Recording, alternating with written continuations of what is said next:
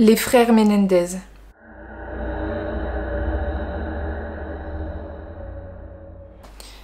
Qui est la famille Menendez? Dans la famille Menendez, on va retrouver José, qui est le père, et Kitty, la mère.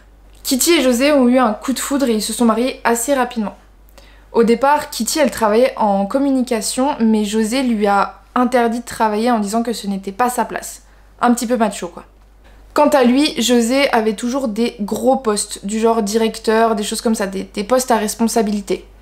Mais il n'était pas beaucoup aimé dans son travail. Enfin, il dénigrait son personnel, quoi, si vous préférez. Kitty et José vont avoir 2 enfants ensemble, Lyle et Eric. Lyle et Eric ont eu une vie où il ne manquait de rien, dans les apparences. En réalité, ils vivaient dans une cage dorée. Leurs parents n'étaient pas du tout affectueux avec eux. Bien au contraire. José était très strict. C'est-à-dire que Lyle et Eric, par exemple, n'avaient pas le droit d'avoir d'amis proches. Parce que José ne le voulait pas. Parce que ce n'était pas dans sa façon de penser. Ou de faire. Kitty, elle, avait des excès de colère envers ses enfants et elle pouvait même être violente avec eux. Du côté financier, ils n'ont manqué de rien, par contre, tout ce qui est affection, ils ont manqué de tout de ce côté-là. Au fil du temps, les garçons, ils ont commencé à reproduire ce que faisait leur père à leur mère, eux-mêmes sur leur mère. Ils ont commencé à l'insulter, à avoir des propos vraiment violents envers elle, comme faisait leur père. Il faut savoir que dans cette famille, en fait, José menait vraiment tout le monde par le bout du nez. C'est-à-dire que déjà, il était violent avec tout le monde, que ce soit Lyle, Eric ou Kitty. Il s'en prenait à tout le monde. Ça pouvait aller de la violence verbale à la violence physique. Pour ce qui est de l'éducation de Lyle et Eric, ils n'ont pas eu une éducation très facile, si je puis dire. C'est-à-dire que leur père ne voyait qu'avec le pouvoir et avec la réussite.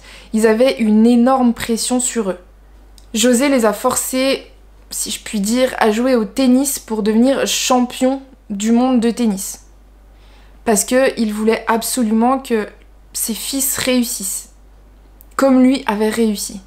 José a déjà menacé Lyle, de tuer Lyle lors d'un tournoi de tennis où en fait il arrêtait pas de répéter à Lyle mais vas-y mais continue, t'es qu'une merde et tout ça. Enfin, vous savez, vraiment en le dégradant.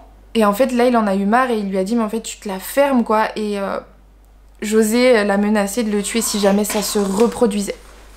Du coup, vous vous doutez bien que José n'étant pas affectueux du tout avec sa femme, rien n'allait dans leur couple. Lui, il avait 2 maîtresses. Kitty a fini par le savoir et c'est là que vraiment le cauchemar a vraiment débuté. On va dire ça comme ça. Kitty, elle a sombré dans une énorme dépression et elle est devenue alcoolique et encore plus violente envers ses enfants. Elle reprochait même à Lyle et Eric... en fait, elle disait à Lyle et Eric que c'est à cause d'eux si leur père a eu une maîtresse. Parce que si ils n'avaient pas eu d'enfants, elle serait toujours comme avant. Enfin, vous voyez ce que je veux dire? En fait, elle a vraiment accusé ses enfants d'un truc auquel ils n'ont vraiment rien à voir là-dedans, quoi. Dans tout ça, Lyle et Eric, eux, comment ils vivent tout ça, en fait? Enfin, comment ils arrivent à le supporter? En fait, ils ont commencé à vriller, à mal tourner. Il y en a un des 2 qui a commencé à se mettre à voler, l'autre il avait des mauvaises notes à l'école. Enfin, ça a vraiment pas dû être facile pour eux à ce moment-là. Ils faisaient tout ça en fait pour avoir de l'attention et d'avoir de l'affection de leurs parents. Je pense qu'on se rend pas compte que quand on vit dans une famille comme ça où l'argent n'est pas le problème, c'est un peu inconcevable de se dire mais t'as aucun problème, t'as pas de problème d'argent, donc pourquoi t'es pas heureux? Mais en fait, quand tu n'as pas l'amour derrière, ça sert à rien d'avoir des millions sur ton compte, quoi. Du coup, ils ont fait plein de petits délits, on va dire, pour essayer d'attirer l'attention de leurs parents. C'est dans la nuit du 29 août 1989 que leur vie va basculer.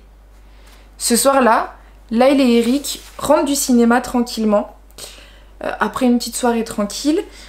Ils rentrent dans leur maison à Beverly Hills et en fait, ils découvrent une scène d'horreur dans le salon. Lyle et Eric vont découvrir leurs parents assassinés dans le salon.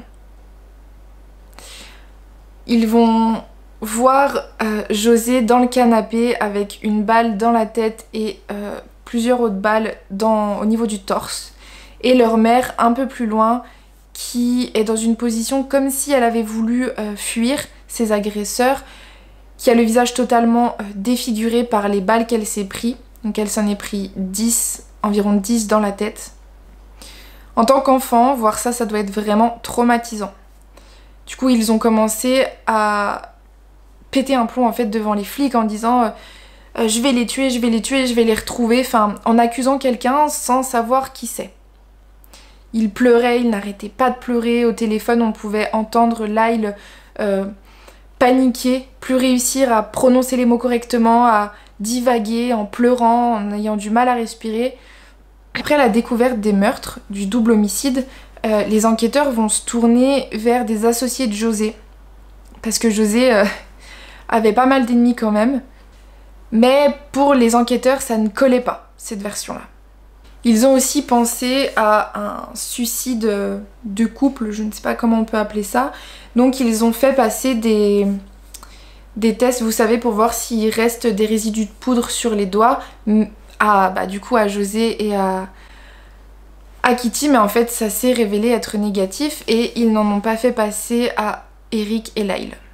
Sur la scène de crime, il n'y avait rien en fait, il n'y avait aucun indice. Il n'y avait plus les balles des fusils, elles ont soigneusement été ramassées. Il n'y avait qu'une vitre cassée, sans empreinte dessus, et c'est tout. C'est tout. Donc comment retrouver les meurtriers sans rien? L'affaire, elle va être médiatisée, mais plus quoi. Vraiment, on ne va parler que de ça pendant tout le mois d'août. Et ça n'a pas aidé les enquêteurs parce que vu que José avait beaucoup d'ennemis, et ben chacun de ses ennemis par exemple avait un alibi ou quoi que ce soit, ou essayait de se procurer un alibi alors qu'il n'avait rien fait. Il y a quelque chose aussi qui va un peu troubler les enquêteurs, c'est que au moment de l'enterrement, Lyle et Eric, ils n'avaient pas d'émotion. Ils étaient glaciales, ils n'avaient pas forcément d'expression de tristesse. Il y a un deuxième point aussi qui va troubler les enquêteurs, c'est que Lyle et Eric vont claquer toute la thune de leurs parents.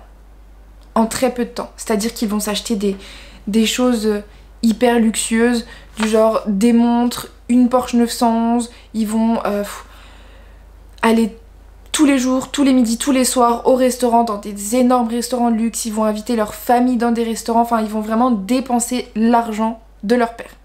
En 3 mois, ils vont dépenser plus d'1 million de dollars. C'est énorme, hein. On se rend pas compte, mais c'est énorme.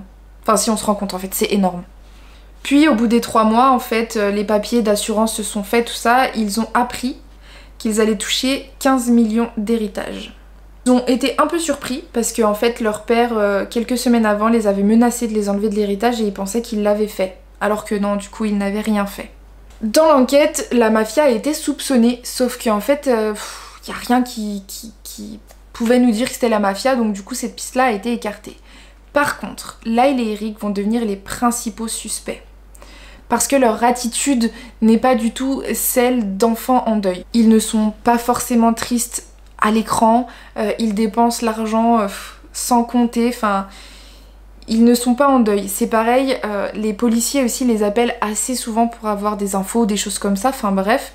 Et en fait, Lyle et Eric ne leur répondent jamais ou ne les rappellent jamais. Et j'ai vu dans une autre vidéo quelqu'un qui disait que normalement, lorsque tu es victime d'un meurtre, enfin du moins que quelqu'un de ta famille est victime d'un meurtre, tu réponds tout de suite aux policiers ou tu les rappelles dans la minute pour savoir s'ils ont des nouveaux éléments ou quelque chose comme ça. Là, il n'y avait rien de tout ça. Lyle et Eric deviennent vraiment de plus en plus étranges. Et c'est Eric qui va avouer que Lyle et lui ont tué leurs parents. Comment ça s'est passé? En fait, Eric était à un rendez-vous avec son psychiatre. Ils parlaient normalement, ils ont décidé d'aller se balader pour parler. Et en fait, en revenant, il a tout avoué. Parce que ça lui pesait trop en fait. Il ne dormait plus, il ne mangeait plus, il faisait des cauchemars. Pour lui, c'était vraiment un poids sur ses épaules, ce secret. Dans la foulée, Eric va appeler Lyle pour lui dire qu'il avait tout avoué. Et en fait, Lyle va s'énerver, il va péter les plombs en disant « Mais qu'est-ce que t'as foutu ?» Enfin voilà. Et là, le psy va commencer à avoir peur pour sa vie. Donc du coup, il va appeler sa femme en disant de tout de suite partir de la maison. Enfin, il est vraiment tombé dans une psychose, enfin dans une parano, le psy. Ce que je peux comprendre, hein, je pense qu'on aurait tous fait pareil. Mais comment ça leur est venu de tuer leurs parents comme ça?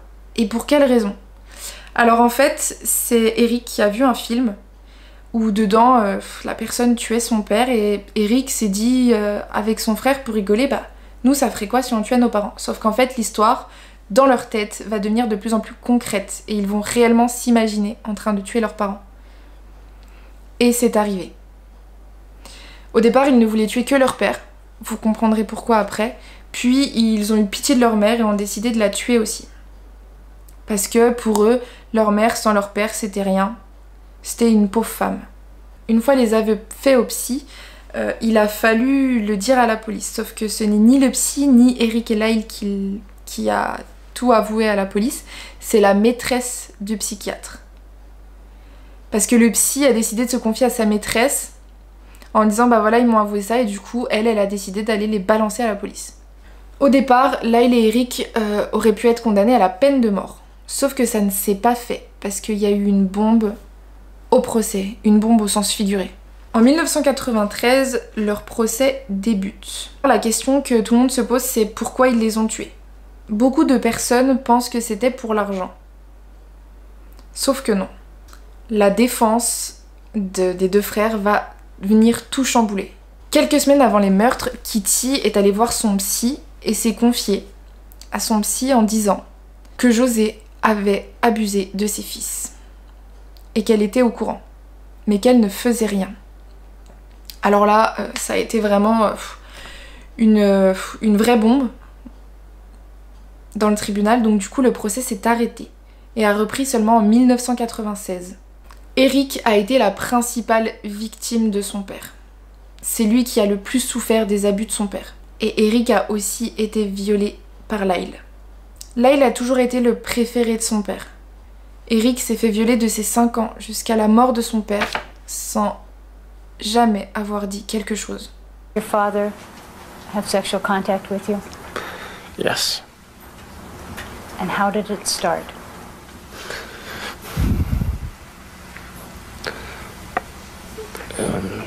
Just started with, after sports practices, he would massage me, and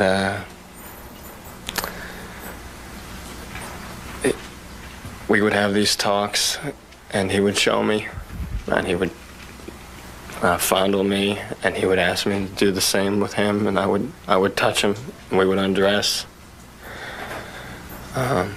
Just became more involved. What do you mean more involved? José avait l'abus, je vais dire l'abus parce que j'ai pas envie de me faire strike par YouTube, avait l'abus facile avec Eric. C'est-à-dire que pour lui c'était comme une punition. C'est comme ça qu'il punissait Eric. Les témoignages vont venir appuyer sur ce qu'ont dit les frères. Un cousin à eux d'ailleurs va expliquer qu'en fait quand il avait séjourné chez eux, José et Kitty étaient très violents avec les enfants, que ce soit avec des coups de ceinture, des gifles, des choses comme ça. Il était très violent aussi verbalement. Et donc ça du coup ça va aider la défense à dire que en fait c'est peut-être Eric et Lyle les victimes dans l'histoire. Mais pourquoi les avoir tués maintenant et pas juste être allés porter plainte ou quoi que ce soit? En fait, 5 jours avant les meurtres, Eric va se confier à Lyle en disant que son père l'abuse toujours. Et là, Lyle il va totalement péter les plombs. Il va essayer de confronter son père, mais son père ne va rien entendre. Du moins, ne va rien écouter. À ce moment-là, José était en voyage d'affaires, donc Lyle n'a pas pu le confronter tout de suite. Il a essayé de confronter sa mère en disant que ça continuait et tout ça, et sa mère n'a rien fait et n'a rien dit. Donc à son retour de voyage d'affaires, là il a confronté José et José ne lui a rien répondu, mis à part que dans la vie, chacun fait ses choix et que là il venait de faire le sien. Et en fait là il a pris ça pour une menace. Il savait que son père allait les tuer. Il le savait. Le soir même où Lyle a confronté José, José s'en est pris à Eric. Il lui a dit d'aller dans la chambre et l'a frappé. La violenter, la tabasser quoi. La suite vous la connaissez, ils ont tué leurs parents. Je voulais aussi revenir sur le point de pourquoi Eric ou Lyle n'a jamais parlé à la police de ce qui se passait, de ce qui s'était passé, pourquoi ils n'ont jamais porté plainte. Mais on oublie très souvent que pour un homme, c'est quand même assez compliqué d'être cru, et encore plus dans ce monde-là où il y a de l'argent, où il y a du pouvoir, où tout ça, enfin, on se rend pas compte, mais José avait énormément de pouvoir et d'argent, donc s'il voulait acheter les enquêteurs ou les gendarmes ou peu importe qui, il le faisait. Et pareil, ouais, enfin, vraiment pour un homme, d'avouer qu'on se fait abuser ou qu'on a été victime de ça ou quoi que ce soit, c'est quand même beaucoup plus difficile de le dire parce que c'est ancré dans la société que tu es censé être viril si tu es un homme, tu es censé être fort si tu es un homme, et donc du coup tu ne peux pas être une victime. Et ça c'est triste, et j'aimerais vraiment que ces choses-là changent. Que quelqu'un qui est victime d'abus, comme ça, que ce soit un homme ou une femme, puisse parler ouvertement de ce qui lui arrive, de ce qui se passe, pour qu'on le prenne au sérieux, enfin que ce soit pris au sérieux déjà et qu'on le croie pour de vrai. Suite à ça, ils vont être condamnés à la prison à vie. Et ils vont être séparés pendant plus de 20 ans, chacun dans une prison différente, sans qu'ils n'aient pu se voir, sans qu'ils n'aient pu parler ou quoi que ce soit. C'est très dur, je pense. Aujourd'hui, ils ne peuvent toujours pas faire appel, mais j'ai vu beaucoup de choses qui disaient que la série allait peut-être permettre déjà le fait qu'ils puissent s'exprimer et parler de ce qui leur est arrivé et tout ça, et peut-être de faire appel. Donc je leur souhaite qu'ils puissent faire appel. Et je voulais rebondir du coup sur une affaire, celle de Gypsy Rose Blanchard, qui a vécu aussi des atrocités par sa mère, mais qui elle aujourd'hui est libre. Et là, du coup, si on doit parler de la justice, je trouve ça un peu injuste que les deux frères ne soient pas dehors alors qu'ils ont aussi vécu l'enfer, tout autant que Gypsy Rose, alors que elle aujourd'hui elle est dehors et c'est devenu une célébrité. Je suis très ravie pour elle parce qu'elle a vraiment vécu l'enfer aussi, mais je comprends pas pourquoi les deux frères eux aussi ne sont pas dehors.